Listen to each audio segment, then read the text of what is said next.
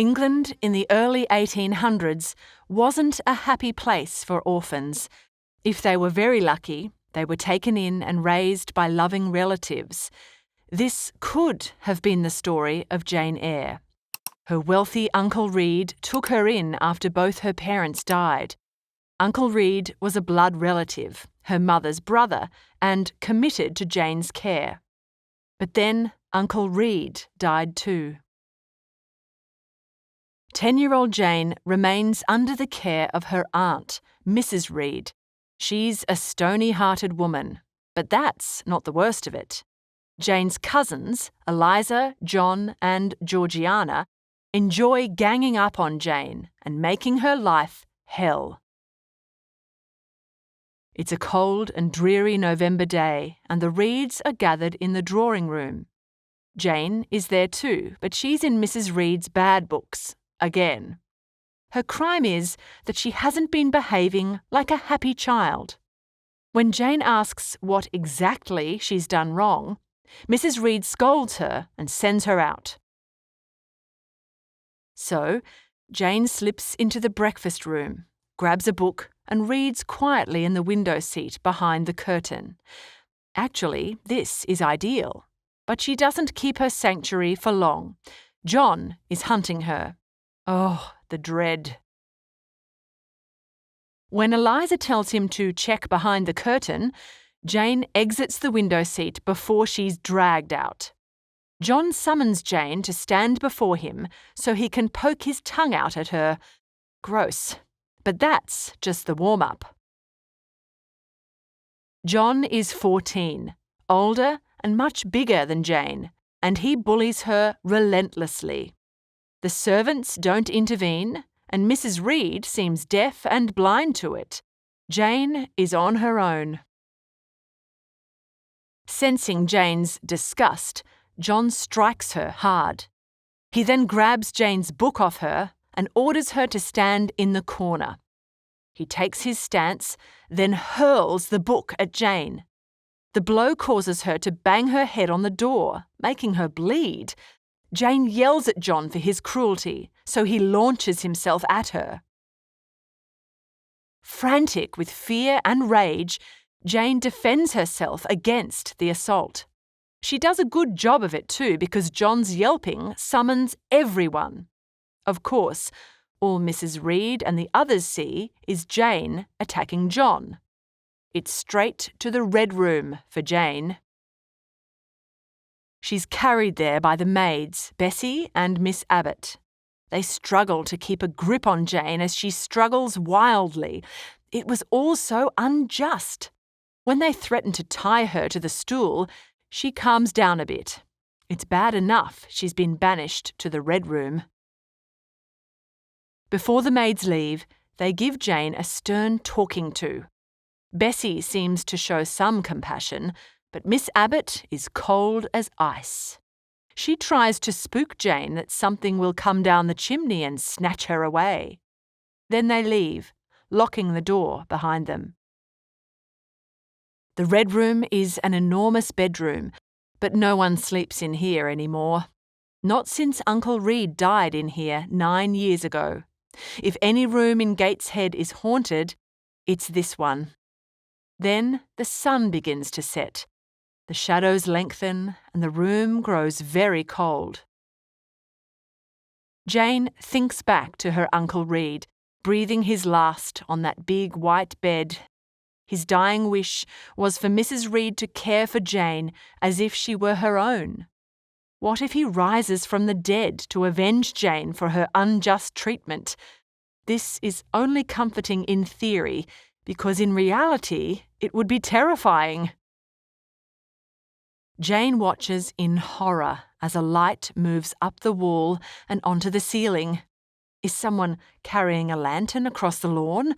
Or is the angry ghost of Uncle Reed about to appear?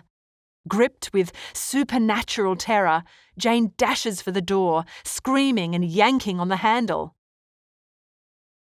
When Bessie and Miss Abbott open the door, Jane begs to be let out. Then Mrs. Reed shows up and orders Jane to spend another hour in the Red Room. Jane pleads for mercy, but Mrs. Reed shoves her back in and locks the door. Overcome with stress and fear, Jane passes out. When Jane comes to, it's night time. She's in her own bed, and there's a gentleman sitting beside her. It's Mr. Lloyd, the apothecary. It's such a relief to see someone who's not connected to Gateshead. Mr. Lloyd tells Bessie that Jane mustn't be disturbed for the rest of the night. He'll be back tomorrow to check on her. After he leaves, Bessie is extra nice to Jane. She reassures her that she'll be fine. She simply fell ill from too much crying in the Red Room. But then Jane overhears Bessie ask Miss Abbott to sleep with them in the nursery. Bessie doesn't want to be left alone with Jane in case she dies during the night. As the two ladies settle into bed, Jane hears them whispering about ghostly sightings at Gateshead. Jane barely gets a wink of sleep after that. In fact, Jane's nerves would never quite be the same after the Red Room incident. The next day, Jane stays by the fire in the nursery. Bessie bustles about and treats Jane with extra care. She even brings her a special treat on a lovely plate. But Jane can't eat it. Not even Gulliver's Travels can cheer her up. When Mr. Lloyd returns, he can see that Jane has been crying. He tries to find out why she's upset and how she fell ill the previous day. But Bessie keeps interrupting and putting words in Jane's mouth. It's only when Bessie's called down to dinner that Jane and Mr. Lloyd can have a proper chat. Jane tells him about the Red Room incident and why she's miserable at Gateshead. Mr. Lloyd is a kind and clever man. He brainstorms with Jane where she could go if she left Gateshead. Jane doesn't know if she has any other relatives, but going to school sounds like a plan. Mr. Lloyd sees this as a good solution and speaks to Mrs. Reed about it on his way out. A short time later, Jane overhears Bessie and Miss Abbott gossiping. Apparently, Mrs. Reed was pleased with Mr. Lloyd's recommendation. She can't wait to be rid of Jane. Jane also catches some details about her parents. Her father was a poor clergyman, and her mother married him against the wishes of Jane's grandfather. This led to her being cut off from the wealthy Reed family. Sadly, Jane's father caught typhoid after visiting the poor and passed the infection to Jane's mother. They died within a month of each other. Bessie pities Jane, but Miss Abbott doesn't.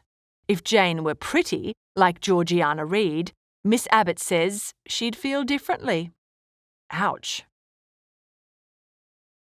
Christmas comes and goes before Jane hears anything about school. In the meantime, she's excluded from all family activities. When Mrs. Reed tries to discipline her for speaking out on one occasion, Jane invokes the names of the dead. Mrs. Reed leaves Jane alone after that.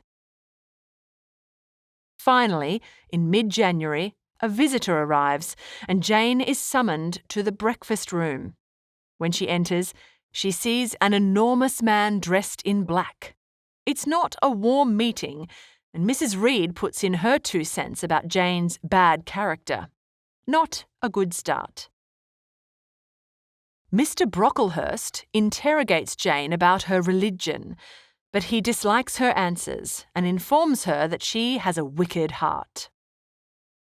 Then Mrs. Reed takes over the conversation. She hopes that Mr. Brocklehurst will accept Jane into Lowood School and be very strict with her. Jane is a deceitful child and needs correcting. This insult cuts Jane deeply, and tears spring to her eyes. Mrs. Reed is ruining her chance of a fresh start. Then again, Lowood doesn't sound very inviting. Apart from the harsh discipline, Jane can expect plain food, simple clothes, and humble accommodation. Mrs. Reed thinks this is perfect for Jane. It's a done deal. After Mr. Brocklehurst leaves, Jane stays in the room with Mrs. Reed. Her insult had lit a fire in Jane, and she's ready to give Mrs. Reed a serve.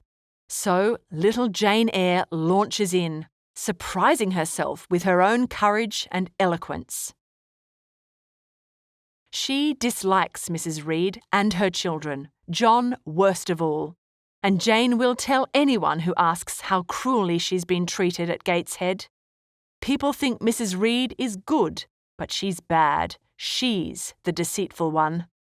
Mrs. Reed is in shock. She even drops her sewing. But Jane isn't finished. She isn't a deceitful child and can't wait to leave this horrible house. Mrs. Reed gathers up her sewing and leaves the room, muttering to herself. Jane hangs back to bask in her triumph, then steps outside for some air. What a morning! Soon, Bessie comes looking for her. Before they head back inside, Jane gives Bessie a hug and asks her not to scold anymore. It's time to be friends. So Bessie and Jane spend the rest of the day enjoying stories, songs, and tasty food. A few days later, at dawn, a carriage arrives for Jane. This is it.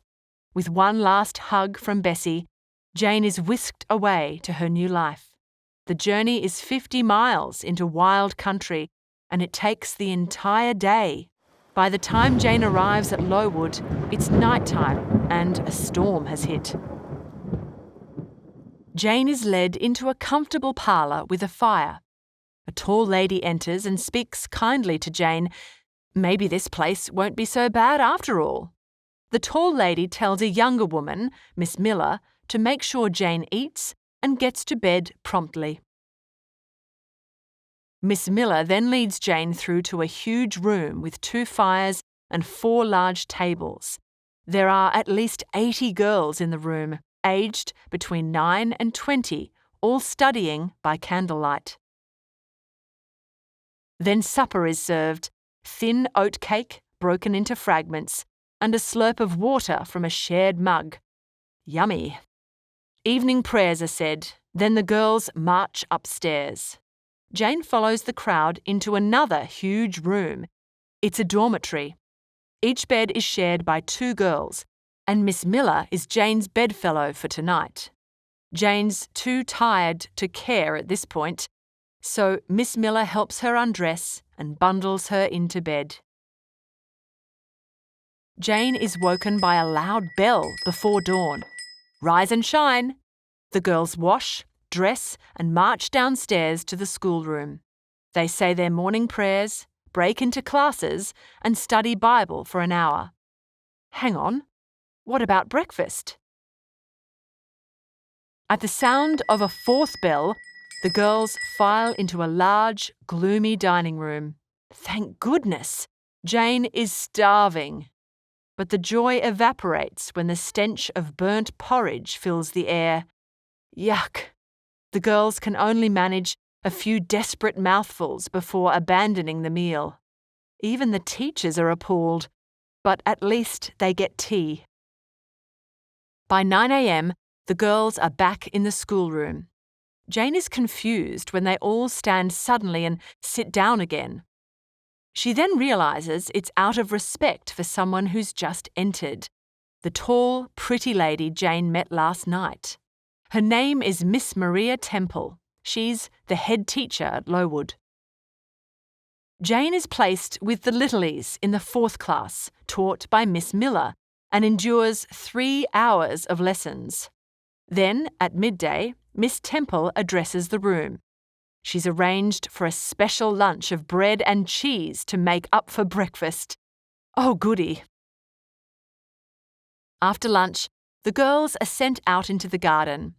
Some of the bigger girls are hardy enough to run around, but many hang back on the sheltered veranda. Jane's one of them. She stands alone and reads the stone tablet over the schoolroom door. A cough behind her makes Jane turn around. There's a girl sitting on a stone bench, reading. Jane is intrigued. She loves books. Maybe this is her chance to make a friend. Jane strikes up a conversation and the two girls get chatting. Jane learns that Lowood is a charity school for orphans, and Mr. Brocklehurst is the boss. Miss Temple takes orders from him. The one with red cheeks is Miss Smith. She teaches sewing. The little one with black hair is Miss Scatcherd. Watch out for her. And the elderly one with the shawl is Madame Pierrot, the French teacher. Soon the girls are summoned back inside for a hot meal, bland potatoes and rancid meat. This is followed by more lessons. At one point, Miss Scatcherd punishes the girl Jane met that day. The girl doesn't seem bothered by it, though, which fascinates Jane.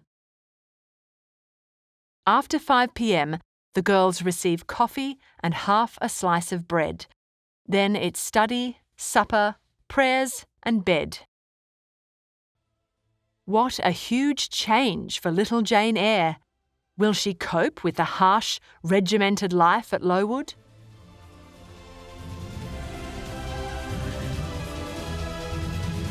We hope you enjoyed this Schooling Online production. For more easy lessons, check out our other videos.